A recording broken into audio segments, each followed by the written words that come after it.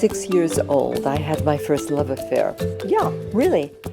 Of course, not until years later did I recognize the experience for what it was. But like every first love, it changed my life forever. You see, my father was a jazz musician, so our house was well equipped with the best possible sound stuff.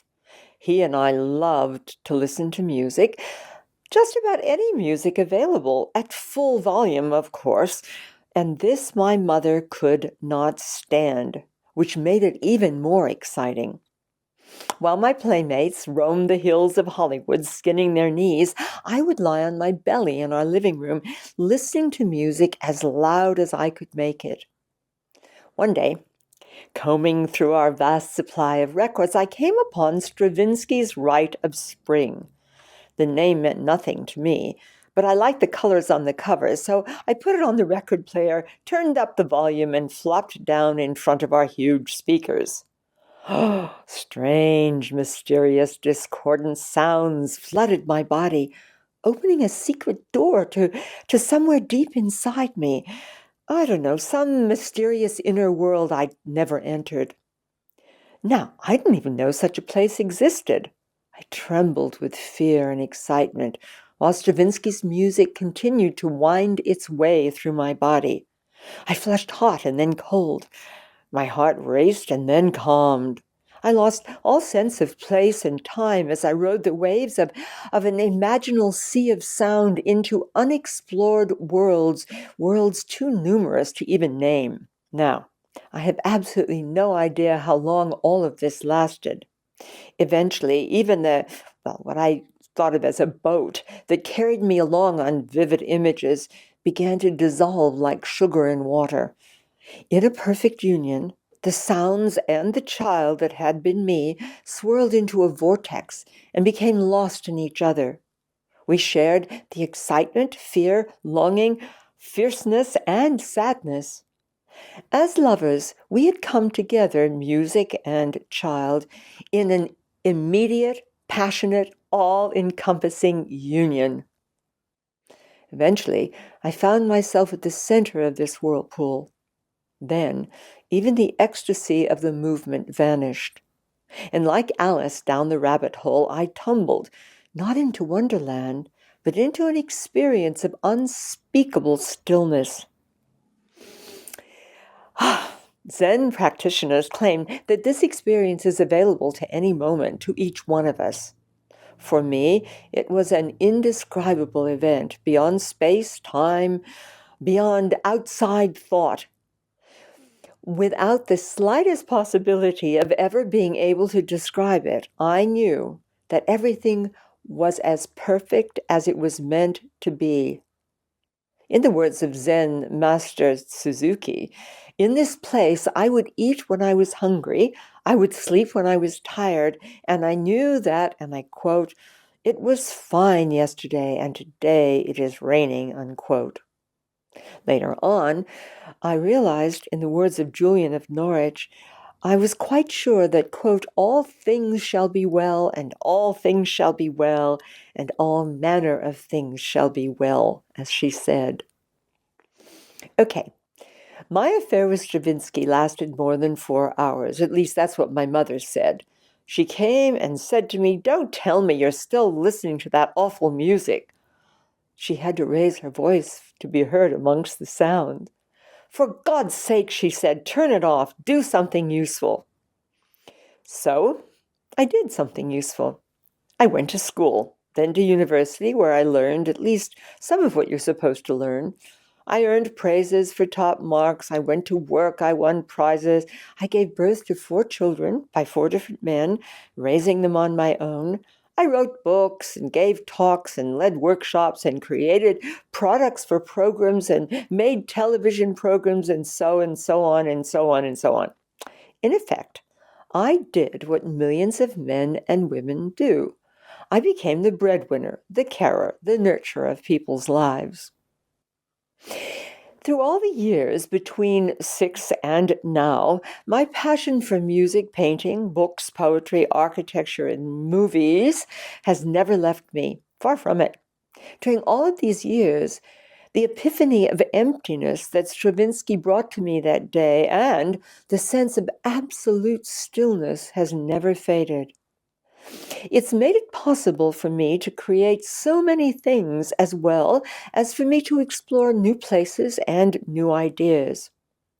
It's invited me to move beyond thought many times towards a place of unity with the rest of the universe. All this continues gnawing at me. I suspect it'll never go away, just as the urge to breathe never goes away, no matter how long we try to hold our breath. But what I did not know, and this took me years to find out, is that the rabbit hole into which I'd unexpectedly tumbled at the age of 6 has been for millennia described by every culture and religion in the world in one form or another. Nor did I have any idea that at that moment in time, regardless of the circumstances of our lives, it is available to each one of us. To Zen Buddhists, this wordless, timeless space represents ultimate reality, that which can only be sampled through immediate experience. In Suzuki's words, for the sake of those critical experiences, Zen Buddhism has struck out on its own path, which through methodical immersion in oneself leads to one becoming aware in the deepest ground of the soul of the unnameable groundlessness and qualitylessness, nay, more to one's becoming one with it, he said. All I know is it is a state in which nothing is thought or contrived, longed for or expected. It reaches out in no particular direction, yet it knows itself able to handle the possible as well as the impossible. Concentrated, yet so expanded too, such power is both purposelessness and egoless. As such, it could be called truly spiritual. Why? Well, I believe because it's charged with an awareness that spirit is present everywhere. Because the cosmos is present everywhere, we too are present everywhere. We can have a direct experience of this and access the power that continues to create the universe itself. And we have full access to that power of creation to use it in our lives in whatever way we choose. Now, the Sufis call this state Fauna, the annihilation of your individual selfhood. When you experience Fauna, your everyday personality becomes, how do you describe it? Transparent, perhaps. So the larger being that you are shines through. You soon become absorbed in an all-encompassing fascination for the moment. Life is lived in the now. Cutting-edge physicists speak of a holographic universe in which we live but seldom access because we're plagued by endless mental concepts that blind us to so-called reality. This blinds us to the experience of samadhi, which is a, quote, non-dualistic state in which the consciousness of the subject becomes one with the experience of the object. This selfless absorption and total surrender of samadhi is characteristic of children when they're left alone to follow their instincts. But it's available to each one of us regardless of our age or condition. Honoring whatever brings you bliss in your own life, I find opens the door to it. That day when I lay on the floor lost in Stravinsky, without recognizing it, I became conscious of what would inspire me most, the beauty of art, whether it be music, words, stories, sculptures, buildings, or what have you. Why? Well, certainly not because I had any idea that art was supposed to be valued as a part of grown-ups' culture. Not at all. I couldn't have cared less. After all, I was a kid who, when not entranced by what I was seeing, hearing, feeling, or touching, spent the rest of my day learning card tricks, wrestling with my huge dog, and trying unsuccessfully to sell packets of chewing gum which my grandfather gave me to neighbors' kids. Nope. I loved the beauty and the wonder of art in all its many forms because, unlike the world around me, with which I had little in common, It grabbed hold of me and would never let me go.